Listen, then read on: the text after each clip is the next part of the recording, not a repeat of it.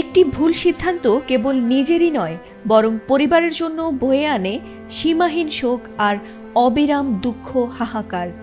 ঠিক তেমনি মাদারীপুরের এক যুবকের ভুল সিদ্ধান্তের বলি কেবল তিনিই নন, বরং তার পরিবারও হয়েছে।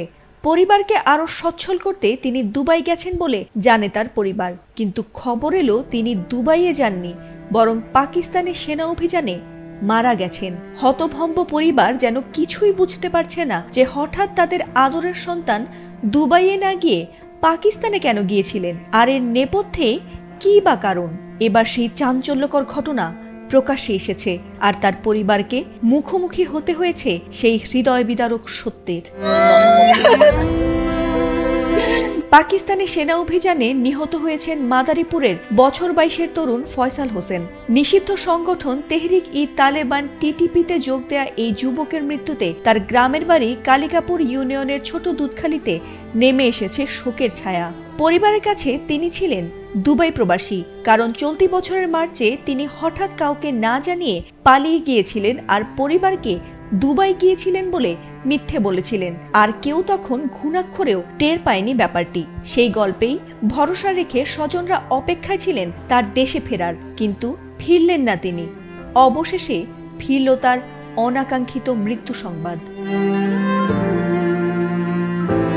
গত শুক্রবার রাতে পাকিস্তানের খাইবার পাখতুনখোয়া প্রদেশের কারাক জেলায় সেনা অভিযানে 17 টিটিপি সদস্য নিহত হয়, আর তাদের মধ্যে ছিলেন হতভাগ্য ফয়সালও। খবরটি প্রকাশ্যে আসতে রোববার দুপুরে তার বড় ভাই আরমান মোরল বিষয়টি নিশ্চিত হন, আর সোমবার সকালে মাদারীপুরের বাড়িতে পৌঁছায় সেই শোকের খবর।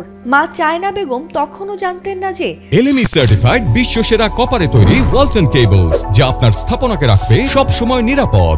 তার আদরের ছেলে ফয়সাল এভাবে মারা গেছেন। তিনি ভেবেছিলেন দুবাইয়ে হয়তো অসুস্থ হয়ে পড়েছেন, কিন্তু তার নানা জয়নাল ব্যাপারীর কান্না আর তার মুখে মৃত্যু সংবাদ শুনে হাউমাউ করে কেঁদে উঠলেন তিনি। চারপাশে ভিড় জমালেন প্রতিবেশীরা, কান্নায় আহাজারিতে যেন পুরো শোকের মাতম বইছিল গোটা গ্রামে।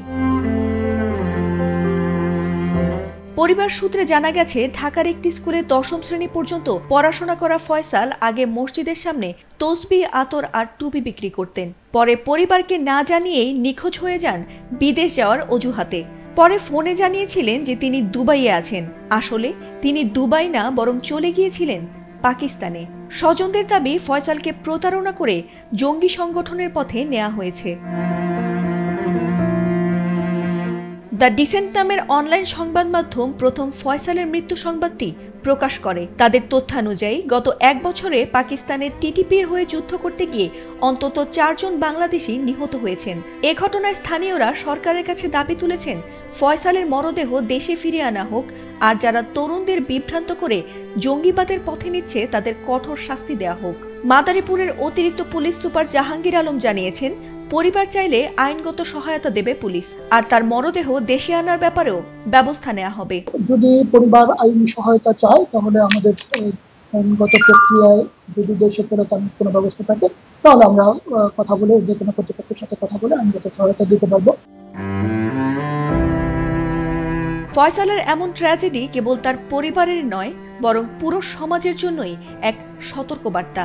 অর্থনৈতিক অনিশ্চয়তা, প্রতারণা এবং ধর্মের অপব্যাখ্যায় প্ররোচিত হলে কত সহজেই তরুণদের জীবন বিপথে যেতে পারে তার জ্বলন্ত উদাহরণ হয়ে রইল এই হৃদয় বিদারক ঘটনাটি। ফাতিমা সুলতানা, এটিএন বাংলা।